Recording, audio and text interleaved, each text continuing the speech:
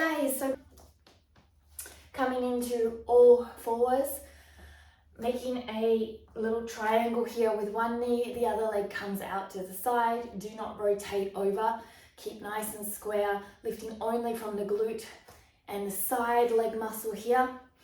Taking a deep breath here, we're going to do 10 leg lifts, active in the arms and core. 1, 2, 3, 4, 5, 6, 7, 8, 9, 10. Hold here and release. So from behind, I've got my triangle, leg is out to the side. I'm not leaning off to the side as much as possible, staying at steady. And 1, 2, 3, 4, 5, 6, 7, 8, 9, 10. And down. So as much as possible, you may have a tiny bit of movement from side to side, but you are holding that level of intensity of leg lift through the side body rather than the rotational movement of the side. So from here, we're going to lie on down and we're going to work on some other movements to help us gain the ability to do middle splits and awareness in our body as we do them. So take your time, find your comfortable position on your back here. You're on your elbows. From this movement here, you're going to bring your legs up tall here, and you're going to come down onto your back, and you're going to do the circle. So you're going to come around, open up here, all the way, oops, watch anything on your side, and down here. So coming up, back the other way, opening and down. I might just move my hips slightly. So the movement is deep and strong through the core.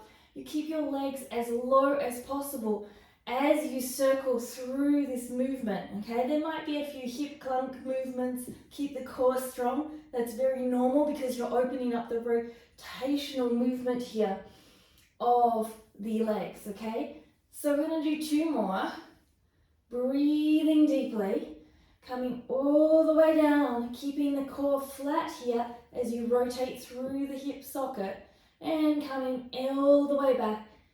Breathing deeply, keeping the legs as low as possible as you rotate through here, getting hips strong. From here, take your legs up and do a few circles and slowly get them bigger and bigger and bigger and bigger and bigger until you're at your depth, and then reverse the movement, slowly getting smaller. Okay, breathing deeply here.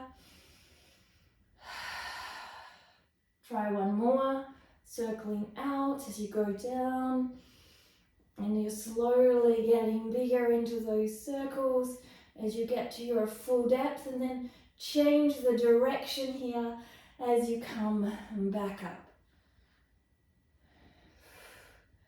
Slowly bring your legs down and take a moment here. If you need to, you can also move out in your hip flexors a little bit if you need. So we're going to come up into a straddle. So it doesn't have to be your full. We are working on those middle splits. So we've only just started to warm up. So we don't have to be into the full straddle, particularly because we are doing leg lifts here. So I would say work around 70%,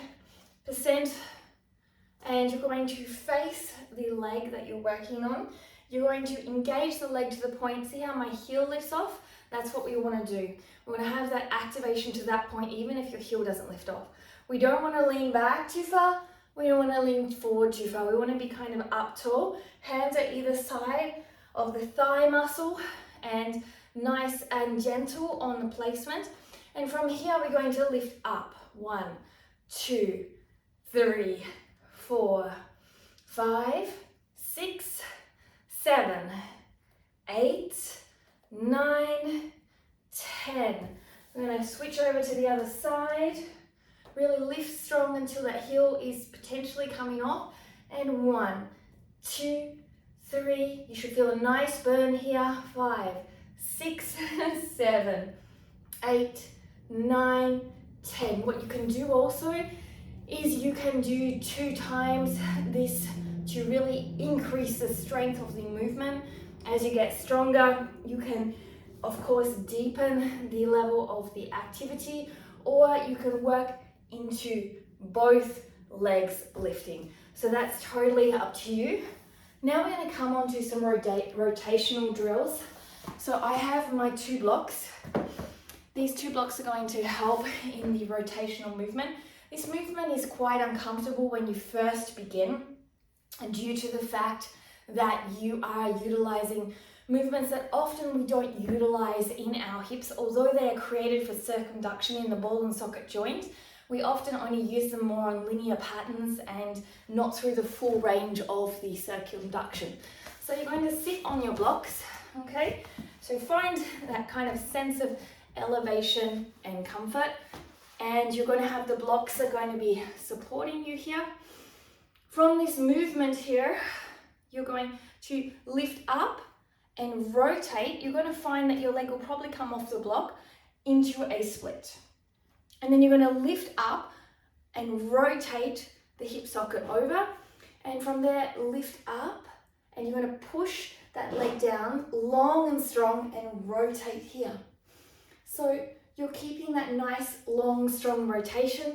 The legs are open, and this helps when you're working towards transferring between middle and front splits, and also helps to engage the glute muscles, but also to support the rotation when you're not there and ready to be there. So you can have your hands wherever you want. If you need support, then you can do this with support. And as you get stronger, you can take your hands here or here, trying to stay tall, working with activation from your leg muscles to do this. Trying to always have nice, long, strong legs as you go through this rotation. One side will always feel a little bit more intense than the other, but try, if you're taking your hands off, to work both sides hands off or both sides hands on until you're able to do the same on both sides. So you're looking at around 10 rotations here. It's very, very active, very, very strong. The other thing you can also be mindful of is if you're not in a full split, you can bring yourself across here, then come back onto the blocks because you're in that pancake movement, coming all the way back, and then help yourself to feel the full split and then come back on. So this is going to be really helpful for you as a passenger into the hip mobility world, because the side body is actually a very important part of hip mobility. So we have to always remember that every part of our body helps us to support the process of getting flexible. It's never just one part alone. And as you move side to side, you're going to find space, and you're going to move forward into that space with a nice long back. Breathing deeply. Stretching out and really feeling length and strength through your torso. So we're not just collapsing here. Always length and strength. You could also come in and out, in and out through your breath, in and out. So what I find a lot with my clients is there has to be a certain type of intuitive movement. And that intuitive movement allows us to work with the body we have. So some days our bodies feel really open, and some days they feel super, super tight. And some days we feel like we have the active flex to do it on our own. And some days we feel like we need a little bit of support like this to push down into the movement and not just do it on our own. So please take your time to really move intuitively in your body. Otherwise, you're not going to get the greatest benefit for it. So play with these movements here and to really work to get a stronger split and a more active split.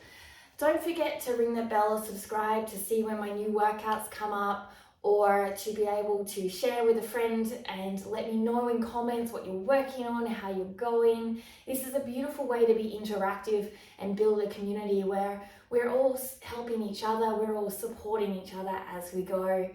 Thank you for joining me, and have a great day. Namaste.